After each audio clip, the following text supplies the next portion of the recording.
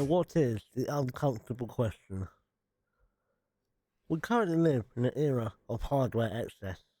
We have graphics cards that cost half as much as a used car, consoles capable of ray tracing that just don't use them, and engines such as Unreal Engine 5 that promise photorealism, as we are told. Marketing cycle after marketing cycle, we are entering a new frontier of digital fidelity, we are told again. And yet, every time a massive next-gen title drops, the gaming community inevitably asks the same question as last year. Why does this game look worse than the game I played over 10 years ago? It's not just nostalgia talking. If you browse the subreddits dedicated to gaming, such as the visual, gameplay, etc., two names, or many names surface, but I've chosen two, otherwise this video would be 25 hours long or some shit. And I'm not sitting under a cover between two chairs in a random hotel room near the fucking clocks fault for another 20 hours. Of course, and the mic might be a bit weird, but fuck it. But yeah, I've chosen two games, Battlefield 4 2013 and Arkham Knight 2015. These games that, despite being a decade old or more, or both of them are over a decade old, but yeah, they still humiliate modern releases, such as High Guard from the Titanfall studio. God, that was a shame. But yeah, they are polygons. Well, fuck. To understand why, we need to look beyond the polygons, analyse the lost art of optimization, stylization, and physics.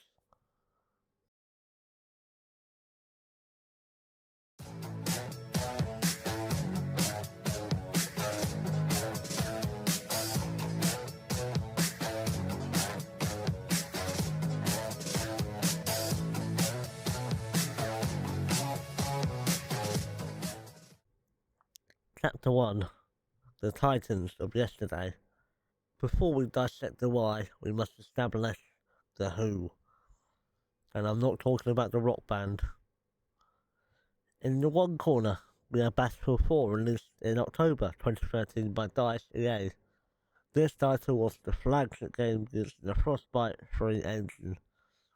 The Frostbite engine is what a lot of EA games use, such as Mirror's Edge, Need Speed, and FIFA, I think. It was a cross-generation bridge designed to run on the PlayStation 3 while also pushing the PlayStation 4 to its limits. So there you go. It's cross-platform on two console generations and it still looks fucking gorgeous. And in the other corner though, we have Batman Arkham Knight, which was released in June 2015 by Rocksteady Studios. Yes, the same people that made Suicide Squad Kill the Justice League. It served as the grand finale of the trilogy, even though 4 games had come out, but we don't talk about that. Or 3 games had already come out, sorry. Built on a heavily modified version of the ancient Unreal Engine 3 engine, Rocksteady rewrote the streaming and lighting systems from scratch. They must have made their own engine, but they produced a level of visual fidelity that modern games just can't handle, they can't replicate. You gotta help us out, this is the only way out of here! Fucking shut up! They're dead already. Let's move. Fuck we are! We're not leaving him! We need him! That's an order! Fuck you! To understand the visual mastery of Battlefield 4, we look at the Shanghai mission, for example. If you browse the Battlefield subreddit today, users still post screenshots of the hotel lobby with disbelief. The consensus is dice. Well, they nailed it. They nailed something modern that saves us miss. Materiality. As you enter the hotel lobby, the Frostbite engine renders the marble floor with a wet gloss that reflects the warm orange lighting, grounding the scenes in reality. In the elevator sequence, for instance, subsurface scattering allows us to see the sweat accumulating on Irish blood, forehead, truck, creating a character model that feels biologically human, rather than just made of wax, like Madame Tussauds. But the real magic is positive visual noise. When the shooting starts, pillars crumble, chunks of concrete fly off, and papers blow off onto the desk. Modern games often strive for a sterile, competitive clarity. Battlefield 4 does not. It prioritised obscuring your vision with volumetric smoke, debris, creating a dense, volatile atmosphere. It feels like a war film rather than a clean esports arena.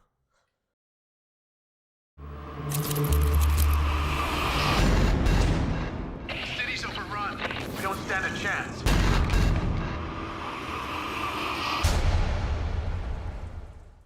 Moving to Arkham Knight, the defining visual trait is atmosphere, as well as the lighting, but I'll get onto that later. The most striking element is the rain. In most games, rain is on screen, but in Arkham Knight, it is a physical entity. As you glide, the physics simulation of the cape reacts to the wind and the weight of the water, or looking like a waterlogged Kevlar. The wet shader on the battlefield causes rain to be bent up and off the carbon hood dynamically. This works because Rocksteady utilised baked lighting. Foreshadowing is a narrative device in which suggestions or warnings about events to come are dropped or planted. This works because Rocksteady utilised baked lighting. Since the game has no daylight cycle, they could paint shadows and neon reflections by hand. They sacrificed the ability to change the time of day to ensure that the one time of day they did have, which is night, looked fucking spectacular. And they did this without the use of ray tracing.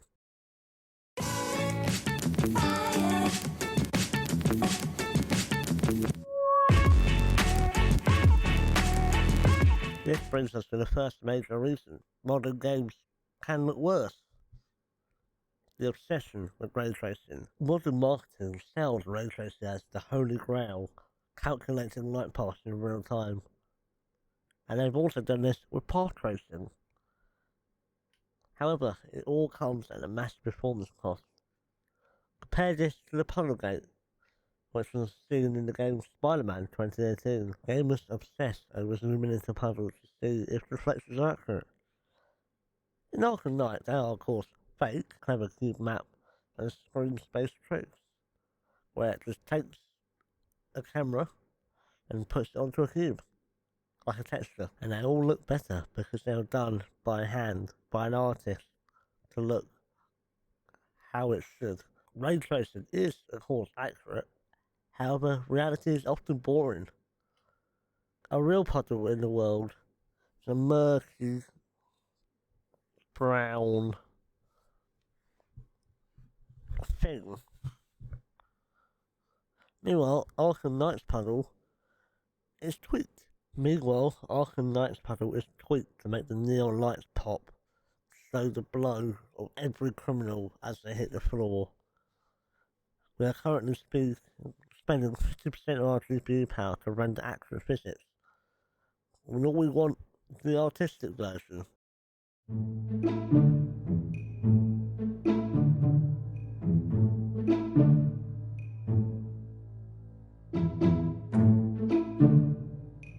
One of the most jarring regressions in modern gaming is the lack of interaction.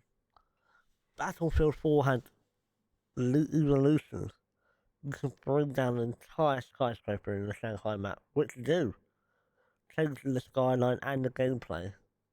Walls can be blown out, trees can be swayed violently in the wind. Compare this to the modern open world games. You shoot a rocket launcher at a wall. In many games, such as, for instance, Star Wars Battlefront, Battlefront, made by the same people, or in Call of Duty. It leaves a little black sports mark, that's about it. Nothing breaks, and the world is just a static 4K image of a 4K texture that they cannot afford the processing power to let you destroy. The result is a world that looks pretty much a screenshot. That looks pretty much like a screenshot and feels just as hollow. Especially when you try to break it. You can't do anything.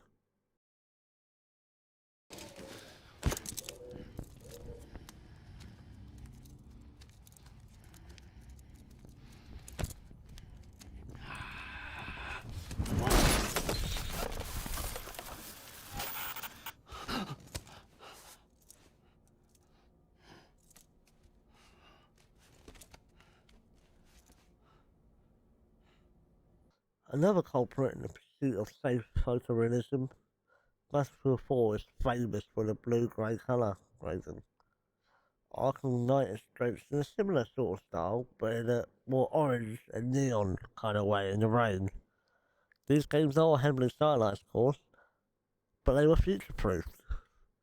Rocksteady attempted to future-proof, for instance, Red Dead Redemption 2, by just cranking up the graphics. While it does look good, of course it does, I wouldn't call that future-proofing. And I still think games like Arkham Knight and Battlefield 4 look so much better. Many games that are modern are fueled by a massive 300 million... I'm going to say quid because I'm fucking British. They are fueled by 300 million quid budgets and are terrified of alienating players with a specific style. So they aim for a neutral, flat, boring, realistic lighting that looks... yeah, it's realistic, but it's boring. This is often called a modification of visuals. Everything is evenly lit, bright, and safe. High fidelity does not equal good art direction. A boring image with an 8K resolution is still fucking boring.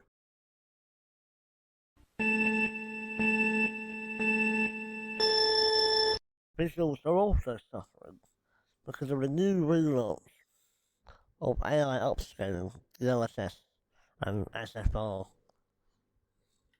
In 2015, Rocksteady had to optimize Arkham Knight because the PS4 had fixed hardware limits. Today, developers often just skip it, they don't optimize. They release games that are not at, when they release games that run at a low resolution, like 720p, and tell the console to just upscale it using AI. This is a crutch, it creates a blurry, soft image, and when you move the camera in modern games, you often see a ghosting effect, just because they're lazy. Smearing trails behind objects, oh god. Don't you get me started on fucking motion blur. We are no longer seeing crisp and native pixels. We are now seeing AI's best guess at what the image should be. And it's often wrong.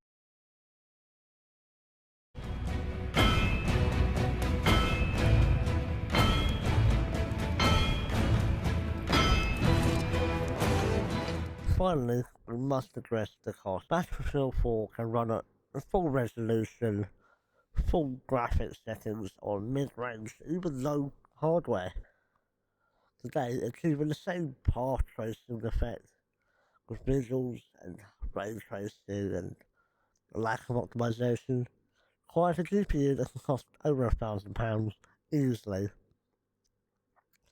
And the price of RAM, oh god, the price of RAM and motherboards has skyrocketed. Gamers are paying a premium for unoptimized code. And on the developer side, budgets have ballooned. Spider-Man 2 cost over 300 million. When a game costs that much and the studio cannot take the risk on a gritty dark experiment, they must create a project that appeals to the widest possible audience. safe art direction leads to boring visuals, and high hardware cost leads to a small audience that can actually see the game as intended.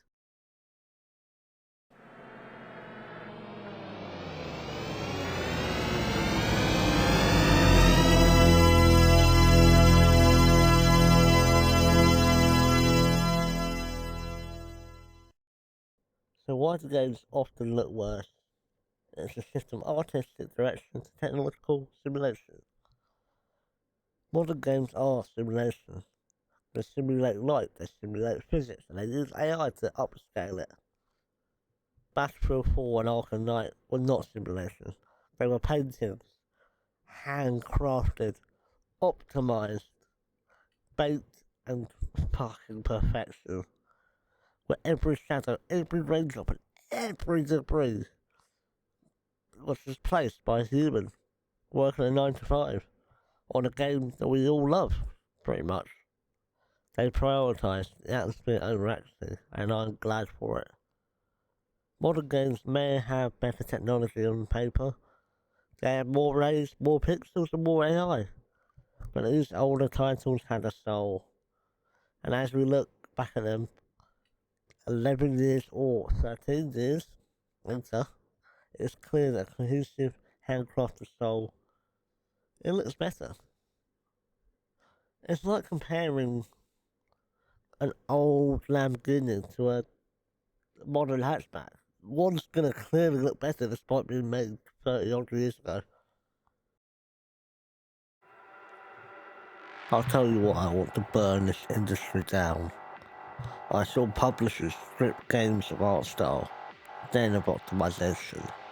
I saw AI strip the hardware market bare, skyrocketing the price of silicon just to feed their insatiable broken new obsession. We watched them transform this hobby into a machine fueled by pre-orders, broken launches, empty pockets and patches. The industry has long controlled our wallets, taken our trust, our time, and now they're after our eyes. I haven't declared war because ray tracing is a thorn in my side, or out of some blind nostalgia for new hardware of the past. This is a gamer's war against a system that has long since abandoned them and completely spiraled out of control. It's a fight against the blurry visuals, the lazy reliance on AI, the arrogance of an industry that demands we pay a fortune for a product that has lost its damn soul.